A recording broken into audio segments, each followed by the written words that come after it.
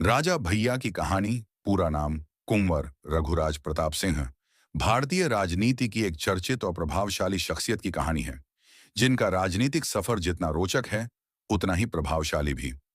प्रारंभिक जीवन और पृष्ठभूमि। जन्म 31 अक्टूबर 1959 को उत्तर प्रदेश के प्रतापगढ़ जिले के कुंडा में हुआ। परिवार, वह एक प्रतिष्ठित ठाकुर राजघराने से हैं। उनके पिता राजा उदय प्रताप सिंह एक शिक्षित और समाज सेवी व्यक्ति रहे हैं। शिक्षा की शुरुआत अपने इलाके में ही हुई और आगे की पढ़ाई लखनऊ विश्वविद्यालय से की, जहां से उन्होंने कानून की डिग्री प्राप्त की।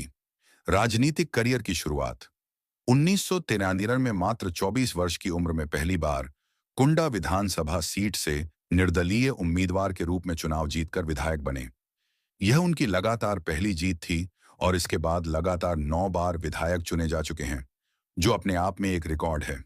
राजनीतिक छवि और लोकप्रियता। राजा भैया की छवि एक दबंग, बेबाक और जनता से सीधे जुड़ने वाले नेता की रही है। वे कई बार किसी भी राजनीतिक पार्टी के समर्थन के बिना चुनाव जीत चुके हैं, जो उनकी जनाधार की ताकत को दर्शाता है। कुंडा और आसपास के क्षेत्र में उनके नाम से ही राजनीतिक समीकरण बदल जाते हैं। मंत्रिमंडल में भूमिका। उन्होंने मुलायम सिंह यादव, कल्याण सिंह, राजनाथ सिंह, मायावती और अखिलेश यादव की सरकारों में मंत्री के रूप में काम किया है। वह खाद्य एवं रसद, कारागार, गृह, पंचायती राज आदि विभागों के मंत्री रह चुके हैं। विवाद और चर्चा। उनका नाम कई विवादों और मुकदमों में जुड़ा रहा, लेकिन वे अधिकतर मामलों में बरी होते रहे हैं। 2003 में मायावती सरकार ने उन पर पोटा, आतंकवाद विरोधी कानून के तहत कार्रवाई की थी, जो बाद में विवादित साबित हुई। जनसत्ता दल लोकतांत्रिक। 2018 में उन्होंने अपनी नई पार्टी जनसत्ता दल लोकतांत्रिक की स्थापना की। यह पार्टी सामाजिक न्याय और पिछड़ों, सामान्य वर्ग के गरीबों के अधिकारों की बात करती है। 2022 के उत्तर प्रदेश विधानसभा चुनाव में उनकी पार्टी ने अच्छा प्रदर्शन किया और खुद राजा भैया कुंडा से विजयी हुए।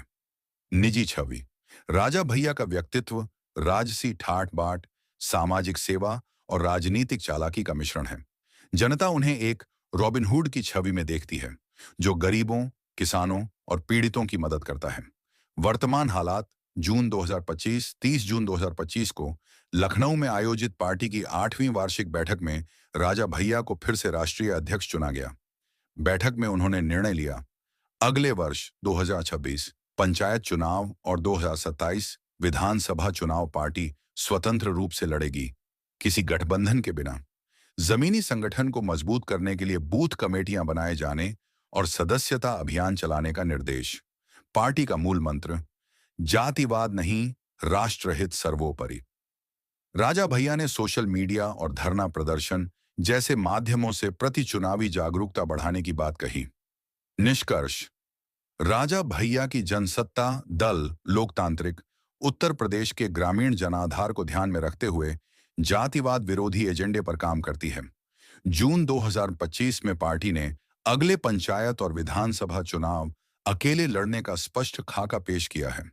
राजा भैया की सशक्त छवि के साथ पार्टी उत्तर प्रदेश में अपनी पैठ और पहचान मजबूत कर रही है।